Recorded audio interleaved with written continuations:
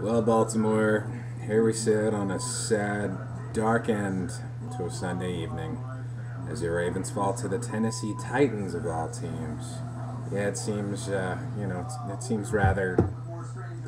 You didn't see it coming. It was a sad excuse for a game.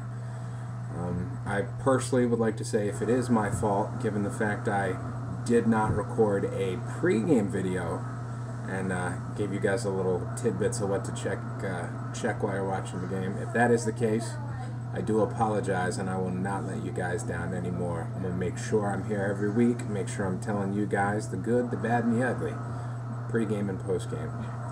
But I hate to say it, there's not much pretty about what we saw this Sunday. It wasn't good. But a couple things we can bring out of this. Automatically, I can already hear the phone lines flooded on 105.7 The Fan. Flacco's horrible. Flacco's still a crappy quarterback. If I hear one more person talk about Joe Flacco and how bad of a quarterback he is, I will drive to their house, knock on their door, and smack their face right off of their face. Statistically, he's gotten better every single year he's been in this league. He's gotten us to the playoffs 3 straight seasons, and I don't give a damn what Raven fan you think you are. You are as fair weather as they come if you keep throwing this kid under the bus. Stoney Case, Steve McNair, Anthony Wright, Elvis Gerbach, Kaya Bowler, I could go on and on. We know those names. They were horrible, they were game managers, they had no skill whatsoever, and we saw where that got us. Absolutely nowhere. The only reason we won the Super Bowl was our defense was stellar, and even then, our offense sucked. If not for the running game, we would have not won that Super Bowl. But we finally have a quarterback. So jump up off his back, stop putting the blame solely on him, which I know is the easy thing to do, because if you don't do anything good for this city, you're automatically a horrible person. Back up off of him. It's game 2. Calm down. We're not going anywhere. We're not going down. Okay? Plain and simple. Speed bumps happen in this season. Tennessee just happened to be that team. The last few times we played Tennessee, it's been a team struggling to find an identity. Outside of Chris Johnson, they had no one. No receivers, but they did have talented receivers, I'll give them that. They had no quarterback throwing to them. The offensive line was constantly in disarray. And outside of Cortland Finnegan on the outside at cornerback for Tennessee, they had nobody on defense. But some new, young, speedy guys in that defense, a revamped offensive line, and a brand new head coach and brand new coordinators on both sides of the ball, there was no way knowing what to expect. And if you have insanely talented receivers and you finally have a good quarterback, no more Vince Young, here comes Matt Hasselbeck. If you give the guy time, he's going to throw the living crap out of the ball, and we are going to have no chance whatsoever to pick up on it. That's what happened today. Jimmy Smith, who was injured in the boneheaded decision of the year so far by putting him on special teams in the very first kickoff of the NFL season. You don't do that with your number 1 round draft pick. We were already playing from behind. Chris Carr, he's injured too, so we're down 2 of our best corners, and we saw what happened. Kenny Britt torched us. Matt Hasselbeck found every open spot we could possibly do, and when we actually did try for some pass rush, he knew how to go for it. He is a veteran quarterback. He's been to the Pro Bowl. He knows what to do, and it showed. Our secondary was porous at best today. There's just no chance of catching up to the talented passing game.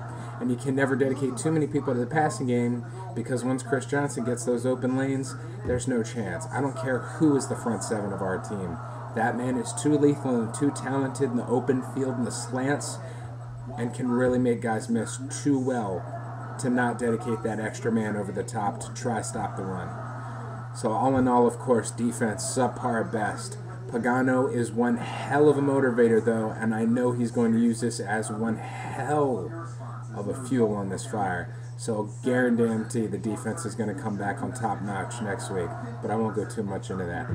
Offensively, for a team and a unit that stepped up to the plate so well last week against Pittsburgh, a far superior team than Tennessee, this offensive line took one humongous step back. Constantly, Flacco had to throw into coverage. Flacco had to throw to the unopened man because he had no time to make his progressions. Ray had that one touchdown, but that's all he could muster because, plain and simple, there was no room for him to run.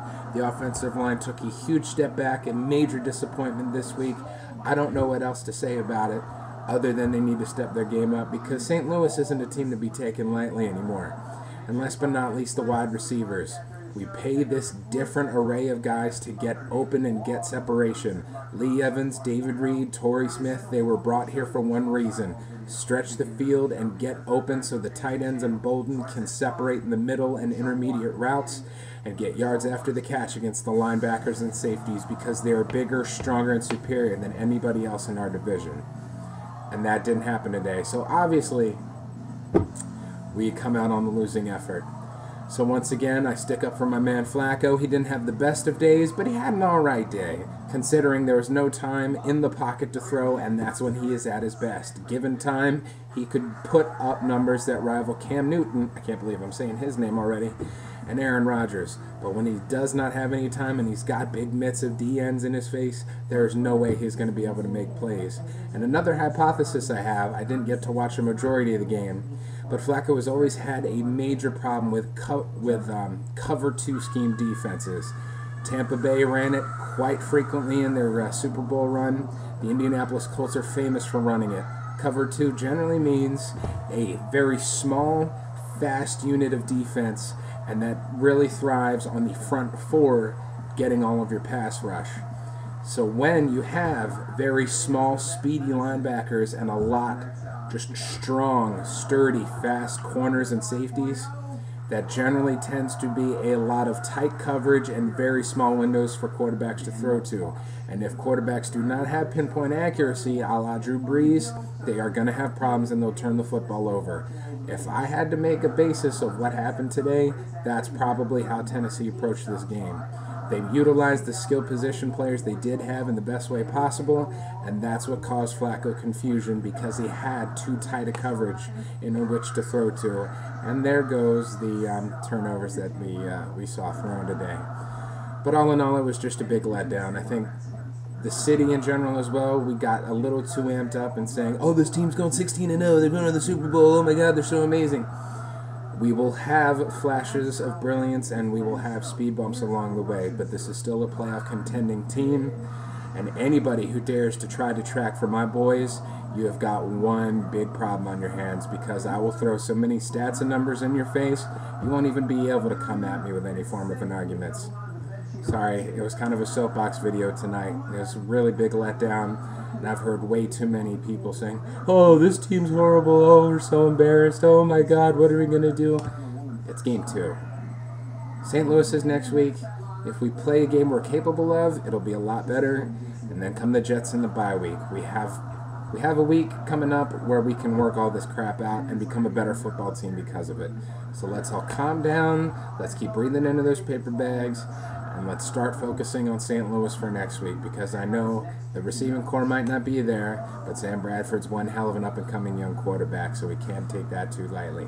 So that's all I got for you guys today. Sorry if I sounded a little angry, but it's my team. I love them, and they lost, and they didn't play very well. So I got to tell you guys why I think that happened. But I'll try to have some fantasy updates this week as well as the pregame for the Ravens vs. Rams matchup on Sunday. But until then, it's Voiceman 007. Go ahead, like the page, subscribe to me. I can always use more friends and followers. Tell your friends, bring the kiddies, why don't you? Let everybody watch, it's a good time. Put a bag of popcorn on. I might do impressions in the next video. You guys could say, oh, I saw him in that movie.